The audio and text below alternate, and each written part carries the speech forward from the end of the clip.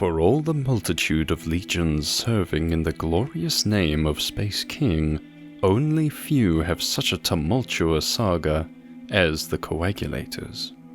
Their story is one of praiseworthy achievements only attained by the most gifted Psycho-Warriors legions, while simultaneously one of succumbing to some of the most despicable acts of heresy. Their fate is an example of how even a Paragon Legion can ultimately fall to corruption. Despite their eventual tragic fall, let there however be no doubt as to their sincere loyalty to Space King, praise be his name. The Coagulators have always been fierce in their devotion to the Master of Mankind, even unto their deaths. The Coagulators' creed is centered around blood, both symbolic and as a literal expression of their devotion. They believe in the importance of sacrifice and purity, expressing this in various different ways, ranging from outlandish artistic depictions and shrines dedicated to Space King, constant self-inflicted physical torment, blood purification rituals, and the pursuit of excellence in all things. Their enormous flagship called the Blood Eagle is home to some of the most ornate craftsmanship amongst all legions. Crown jewel amongst these is the Blood Chapel of Space King, an elaborate platform raised high above a lake of blood called the Blood Stream that can only be crossed by boat. The Blood Chapel of Space King is literally at the very heart of the flagship itself. The Coagulators go there to purify their blood with dialysis machines in preparation for their most sacred rituals. Like other legions, they have their own convictions as to Space King's whereabouts. They believe that the Master of Mankind has died and is reborn, and is currently walking the blood trail. This is a fate they strive to attain for themselves, for they believe walking beside Space King himself is the greatest honor a Psycho-Warrior can accomplish. Though ordinarily forbidden to outsiders, Psycho-Warriors of different creeds who are granted the rare privilege of beholding the chapel cannot deny its awe-inspiring majesty. Its vast halls gleam with golden pillars threaded with intricate vascular and blood-inspired ornamentation. Only the Coagulators themselves comprehend the true scope of the relics and secrets their legion entombs within the labyrinthine sanctum. Their plainly white power armor and the legion's austere symbol of a blue diamond serves to proclaim their purity. The gleaming white is contrasted by the constant streams of vivid red blood, seemingly emanating from within the suit itself, trickling down across the protective plating at all times. This unsettling yet distinct visual cue is no mere affectation, but a true sign of their devotion. Those who have witnessed the Coagulators up close know that every once in a while the suit tends to fill over with blood. Their armor is specifically augmented with hinged chest plates, capable of opening up at the torso to discharge any of the excess liquid. This provides any onlookers with a gruesome look inside the armor itself, which to those with a squeamish disposition is not a pleasant sight to behold. Like an iron maiden, the interior of their suits is lined with spikes, inflicting perpetual wounds that are never permitted to heal. Only the superhuman physique of a Psycho-Warrior could withstand such unceasing trauma and blood loss, but the Coagulators bear this self-imposed torture with dignity, for to them it stands as one of their most profound expressions of devotion to Space King. These pious warriors are led by the Sanguinator, a steadfast leader who serves as the Legion's military commander and spiritual guide in equal measure. Like the rest of his Legion, he is clad in bright white power armor with little ornamentation. Only his helmet is crested by a blood-red plume to signify his rank and authority amongst the others. He wields an enormously large two-handed spiked warhammer.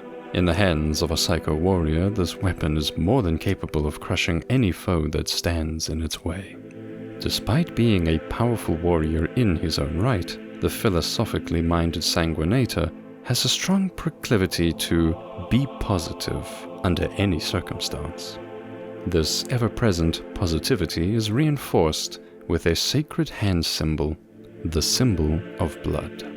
In a display of unmatched devotion, they twist and bend their fingers in unnatural angles to make the symbol. Thousands of repetitions have made performing this inconvenient posture second nature to them, separating the true OGs from mere posers. The sanguinator attempts to always see the best in others and tends to deal with situations diplomatically rather than with outbursts of violence. This is indeed a rare trait for a psycho warrior, who more often than not tends to be petulant or vengeful in the face of setbacks. But to the Coagulators, there is simply never a reason to be negative. The Coagulators are a legion of prolific boy traders. Their skill at performing recruitment drives, which they themselves call blood drives, is unmatched. The process of acquiring new aspirants is crucial to the continued existence of the many different legions, for without enough boys to revive their fallen, the defenders of humanity would steadily dwindle in number. Because of their unmatched proficiency, the Coagulators regularly recruit vast amounts of boys, which are then stored in large, dedicated detainment complexes aboard their ship. Because their stockpiles vastly exceed their own needs, they have an ample surplus that they can trade with other legions in desperate need of boys. The logistics for these massive operations are supported by their tech specialist named Blood Type, a psycho warrior whose suit of power armor is augmented with a portable keyboard, allowing him to process vast amounts of data. Centuries of practice have led him to reach staggering amounts of inputs per minute. Not only does the skill set make him a valuable member of the Legion, but it has also allowed him to reach an impressive rank in competitive intergalactic StarCraft tournaments. How they managed to recruit this many aspirants remains somewhat of a well-kept trade secret, but from what can be observed, it seems that the Coagulators have literally developed a sense of smell capable of sniffing out the location of any boy. Foremost amongst these is their most adept boy snatcher called Bloodhound.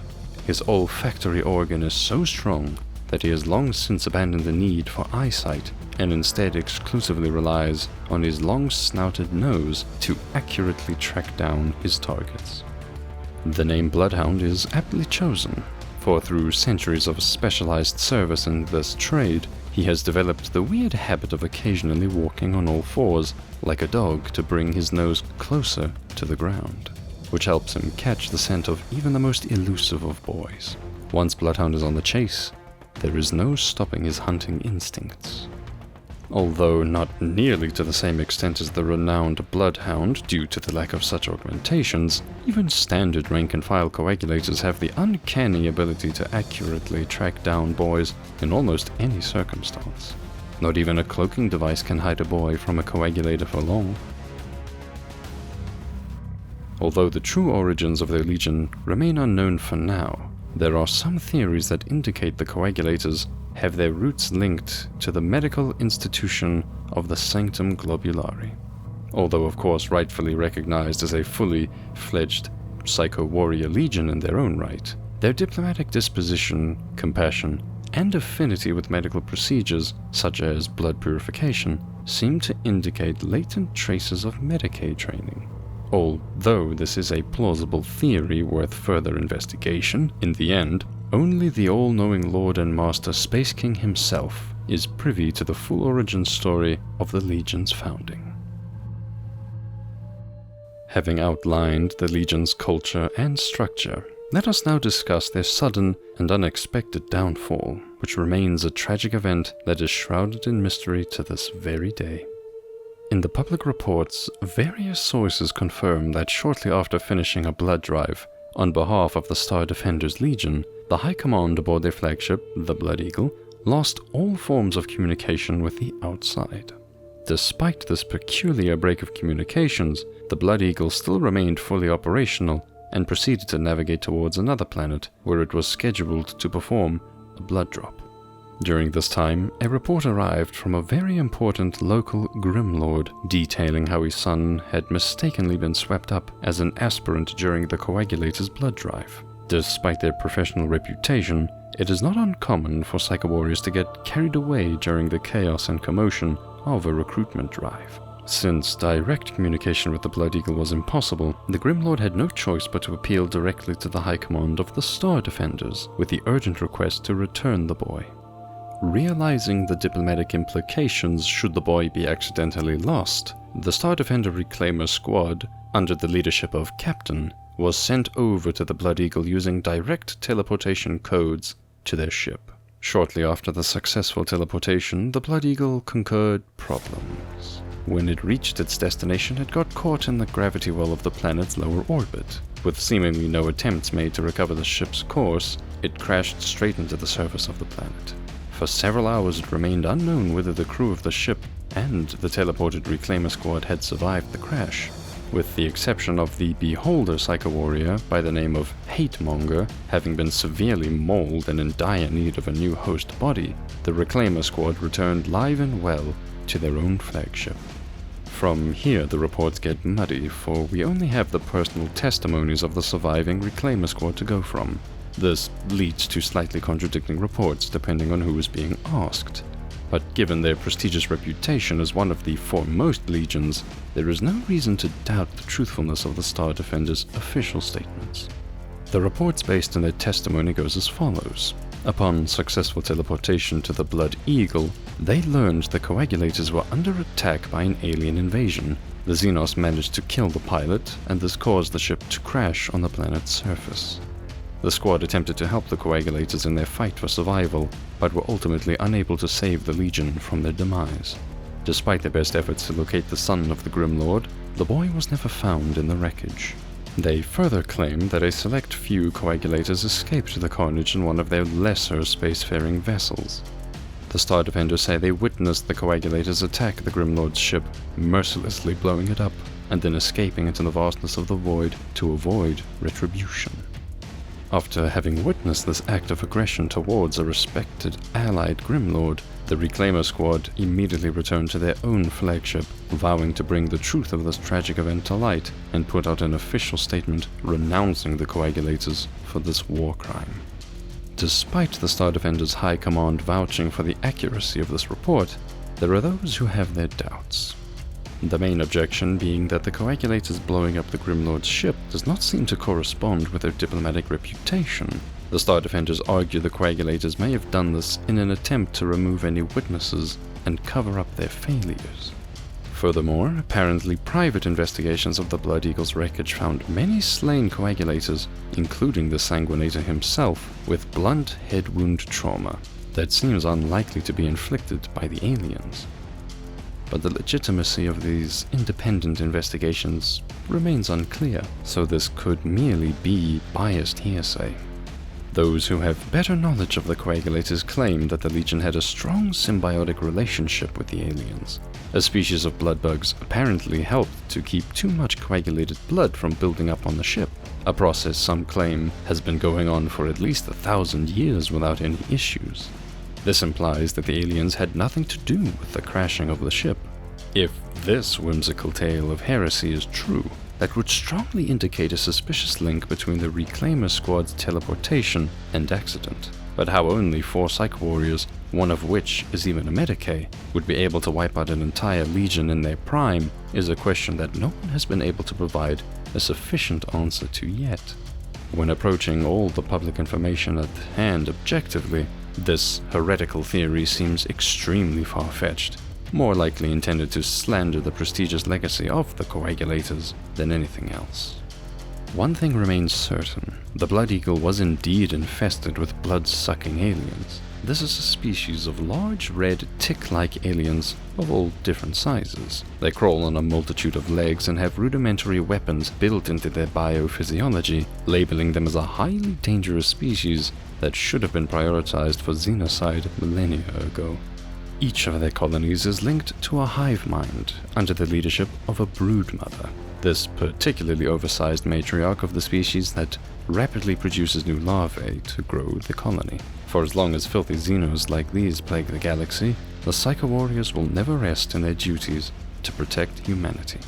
Unfortunately, due to the aliens' proclivity to suck globules out through the butthole and consume them, which is a very shameful death indeed, the Coagulators cannot be revived to give their own account of what occurred. Until more eyewitnesses come forth with evidence, the 4 members of the Reclaimer Squad are the only ones who truly know what happened on the Blood Eagle. The many different theories about the Coagulators' unexpected downfall remain in the realm of conspiracy theories. It is a shame that such a proud and exceedingly competent legion must come to such a bitter and shameful end. But it is not merely a matter of legacy, but also one of economics. For many other legions that depended on the boon of their highly successful boy trade are now forced to find new applicants elsewhere. In the spirit of the Sanguinator, we shall end this account on a positive note. With the blessing of the Master of Mankind, the Coagulators will be reborn and walk the blood trail by his side. Praise be to Spaceking.